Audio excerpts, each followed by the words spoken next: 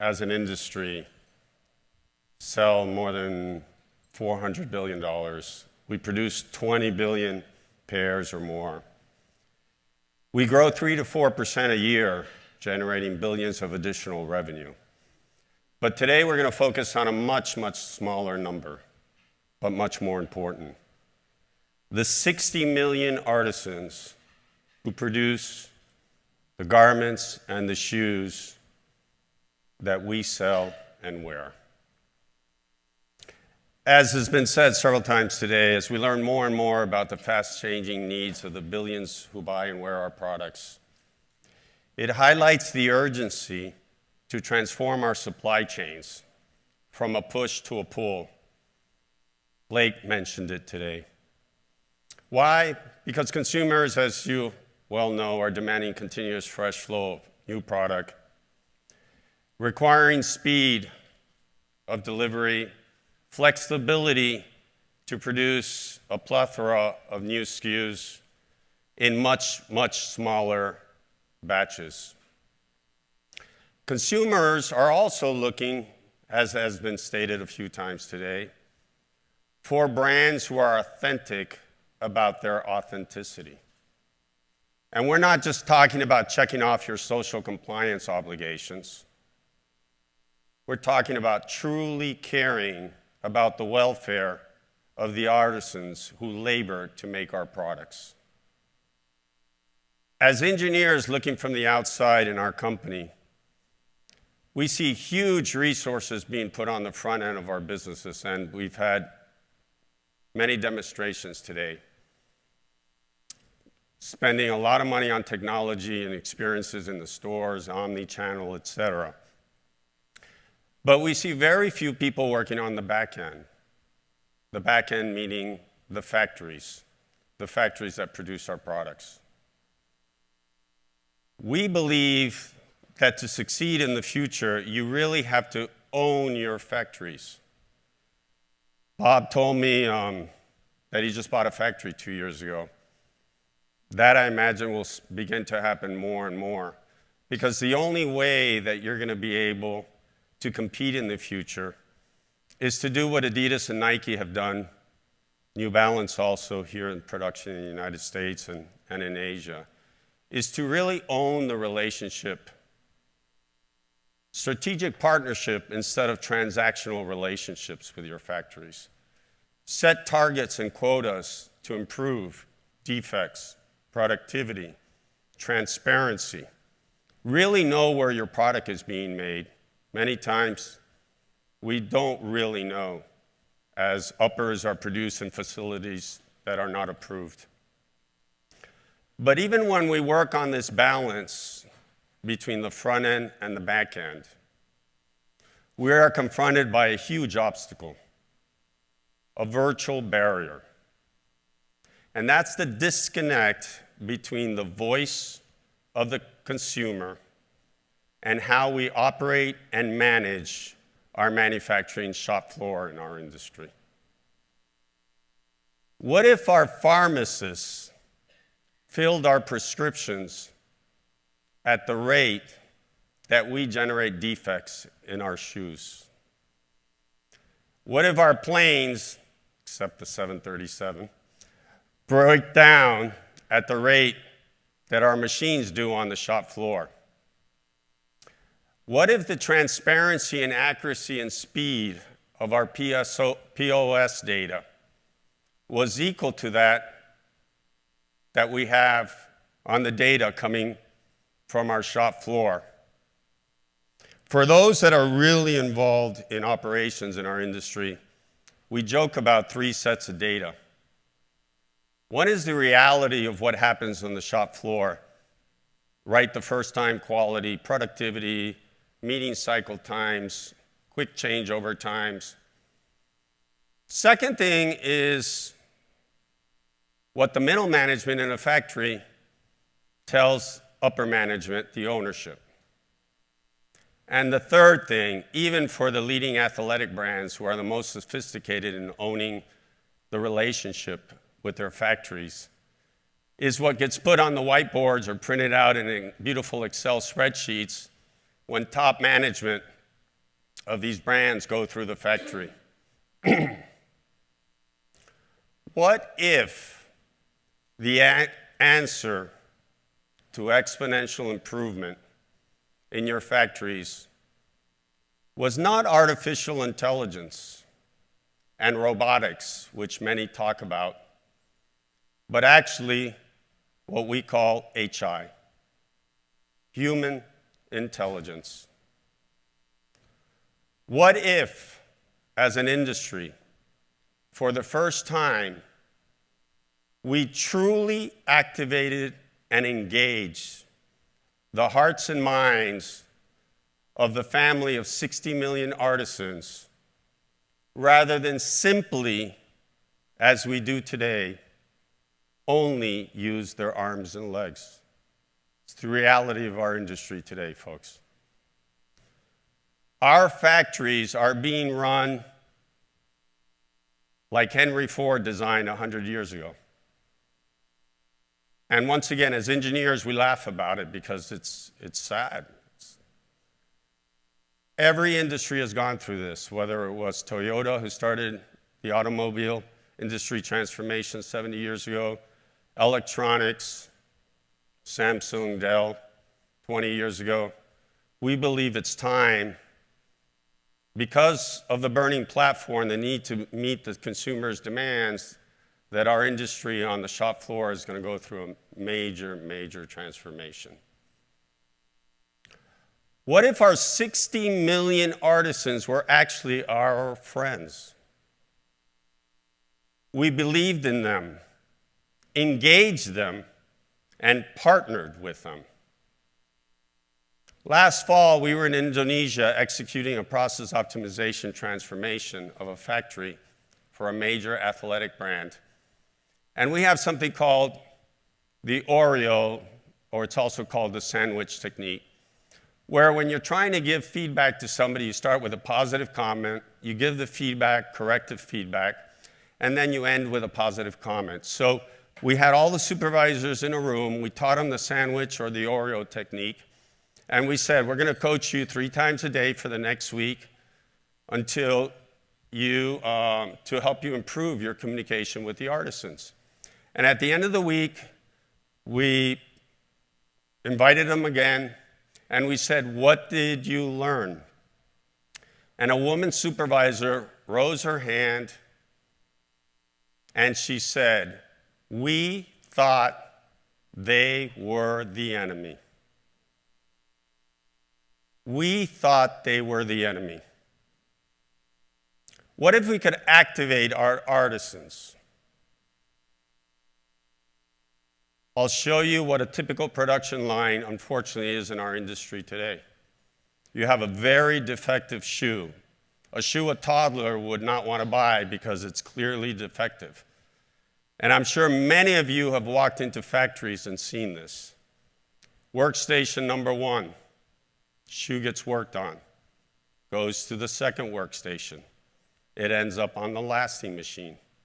The defective shoe ends up getting put in a box, the lid gets put on, and the box goes into a MasterCard. For those who have walked a factory floor in Asia, what were the emotions when you saw this defective shoe just going from one artisan to the next? Was it actually anger at times and maybe displaced at the wrong people?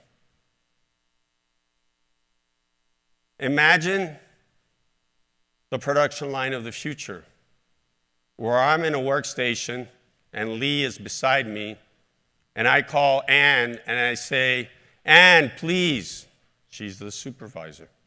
She comes over and I tell her, I've already detected 3 defective shoes. Lee is working on the roughing machine. He just started this morning, and the last time we had a rookie, the problem was nobody had showed him the angle at which to put the shoes so that it wouldn't destroy 10s, 20, 30 shoes during his first or her first day of production. That doesn't happen today, and that's where we need to go if we're going to start delivering the quality that's required by home deliveries? What if we took the time and energy to coach our artisans? Starting with the example I just gave, if you were to go do a test of every single artisan and ask them, what is a defect? What is the defect that your workstation produces? They would be totally clueless. So what if we taught them, coached them, engaged them, sparked their interests, gave them purpose, and made them proud of what they're doing? That's what the video was about. They really are artisans, but we're not treating them, unfortunately, that way. And through this, we turned each and every artisan into a guardian of quality. And we started aiming, as other industries have, to a mission of 0 defects in our factories. Instead of the current, we call it 3 Ps. We police it at the end before it gets put into a container. Some of us police it in warehouses. I'm talking about quality, in Asia. And then even worse, we spend the time, energy, and resources to police it when it arrives at our distribution centers and wherever they might be, Europe, the United States. I don't know if you know, but our entire industry is predicated on sample-based inspections, and it's called acceptance quality level, where you define what percentage of quality you are willing to ship. If you have 4% of AQL, acceptance quality limit, 1.5 for major defects, 2.5 for minor, the statistics behind that indicate that 10% of your orders will have 16.5% or more of defects. That's the reality of how we work today. The future, we have to transform our production lines to aim for 0 defects. What if our artisans had performance goals and didn't have to work in a vacuum? As William Deming said more than 50 years ago, you can't improve what you don't measure. Today, the artisans work in a total vacuum. What if they could visualize each one individually, in real time, their own performance? Make them not only proud of their work, but also gamify it. Have them compete, one cementer against another, one rougher, one laster, one production line against another line, one factory in your ecosystem against another factory. What if we invested in educating our artisans versus the dreaded fear of 2% or more monthly turnover? In 2018, in the United States, in manufacturing, there was 30% turnover. 30%, 2.5% per month. That's more than some well-run factories in Asia. Yet, in manufacturing in the United States, we spend 3 to 4% of revenue in education. Unfortunately, in our factories, there'd be a lot of zeros after the decimal place before you found out the number with respect to how much factory owners. They fear and they're not willing to invest because the people will leave. And that's in generic across factories in our industry. What if we insisted, as Joe mentioned at New Balance, hiring engineers from MIT? What if we insisted, retailers, brands, wholesalers, that our factories start having the first engineer by such a date, the second one, the third one? And then we requested that they get educated and trained to get their green belt, black belts in Lean and Six Sigma.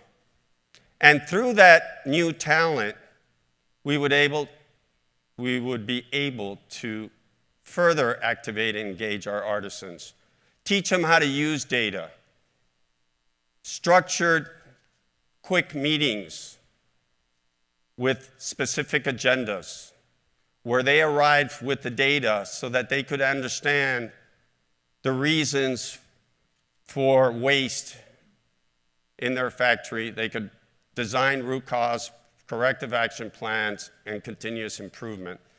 A great example of all of this is Esquel Group, major manufacturer of shirts. They have 100 engineers, Chinese engineers in their factory. Chairman is from MIT. The vice chairman is from MIT. We believe that you don't have to have an MIT graduate, that it can be spurred by all of you by simply setting goals for your factories and making them achieve it. That's what we call owning the relationship, building a strategic partnership with your companies. What if all the changes I've described here produce a bottom-up revolution? Creating new behaviors, bringing around new habits, and instilling the values of transparency, accountability, positive energy, responsibility, resulting in new cultures in all of our factories.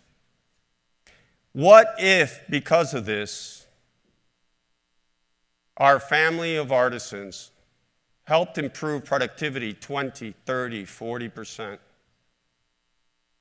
And because of this, our unit costs dropped year in, year in.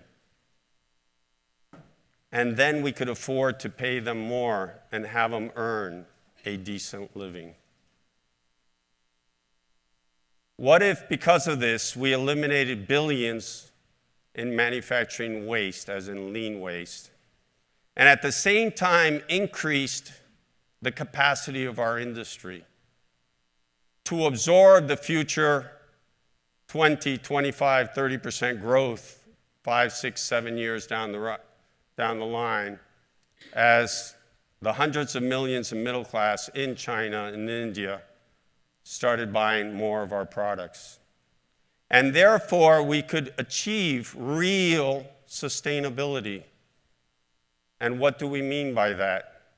With the same infrastructure today, not one more factory, the same electricity, the same water consumed by those factories, the same waste emitted, we could absorb that future growth. What if, because of this, we won the hearts of 60 million souls and the billions who wear our products? What if? Thank you.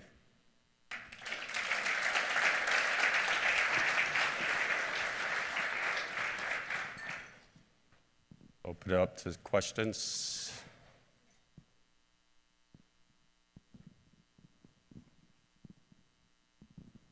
Hi. You mentioned that you did a 3-week training as an example from one of your factories. Could you possibly speak a bit more about what that training might look like? You know, one of the, and somebody mentioned it, I forget, maybe it was Joe, it's all about change management. You could hire an industrial engineer from Georgia Tech, Stanford, Cornell, and send him to a factory in the Far East, and it's like nirvana for an industrial engineer. It's so beyond ridiculous to improve productivity by 15, 20, 25%. We're doing it all the time. Even a country like Myanmar, Egypt, Ethiopia. But if you go back 6 months later, because you didn't work on the change management, so it's all about structured meetings, first teaching them how to use data, structured meetings with simple agendas where people bring in that real, authentic data, because without data, you can't fix anything. And then something we call standard work for leaders, which is basically teaching the middle management in the factory the new behaviors and habits that are going to bring about the values that create a new culture. So we have workshops every week, and whether it's on line balancing or building a supermarket inside the factory so that the production line never runs out of materials, or setting up a preventive maintenance program. At the end, those workshops have to turn into what we call homework. And then you coach them during the week to make sure that they've learned the lesson. And that's how you start creating the behaviors, habits, values, and culture. So it's like raising a child, right? You don't just go in there 1 or 2 weeks and expect that you come back when they're 4 or 5 and everything is peachy keen. So it's a lot of hand-holding, but that's how we bring transformation around. It's actually pretty cool, pretty impressive. Hi. Nice to see you again. So you know that these are initiatives that we're behind, and you're speaking to the choir with Farrell Robin. One of the things that we struggle with is how to quantify the benefits of things like childcare, and working very closely with our artisans, and we've implemented a lot of the things that you're speaking about now, and we're super proud of it. But we know that in order to get the rest of the industry involved in initiatives like this, we need to quantify it for them so that they can see the return on investment in order to get more engagement. So I think the simple way, thanks, great point. One of the biggest problems we have in our industry, when I said 2% per month, that's a great factory. It's gotten better compared to years ago. I mean, I'd go into a factory and they'd tell me 25%. I go, well, not bad, and then they'd tell me it's per month. Bob, you've seen that. Every 4 months, everybody's new. What the hell are you going to teach? So programs like that, I think it's education and support. And as we well know, I don't know what the numbers are, but I would guess it's 70, 80% of the artisans in our industry are women. So creating childcare, support, and education is a way to lower your turnover. And the only way you're going to achieve continuous improvement, well, you know it. How are you going to work in headquarters if 1/4 of your staff leaves every year, right? So it's all about taking care of the artisans so that they can take care of us and ultimately the consumer. And it's bridging that gap between the artisan understanding. They have no clue. They don't care. Because nobody's taught them to understand that they really are producing a product that's going to be used by somebody in New York, Paris, and have pride in what they're doing. But they're working in a vacuum, and nobody talks to them. In fact, keep quiet. Just keep using your arms and legs. And that's what I'd love to get the support of the industry to start changing that, because you will see, I mean, we've been doing it for 6 years with our consulting practice. It's amazing to see how people light up just because you're treating them as human beings. It's really a lot of fun.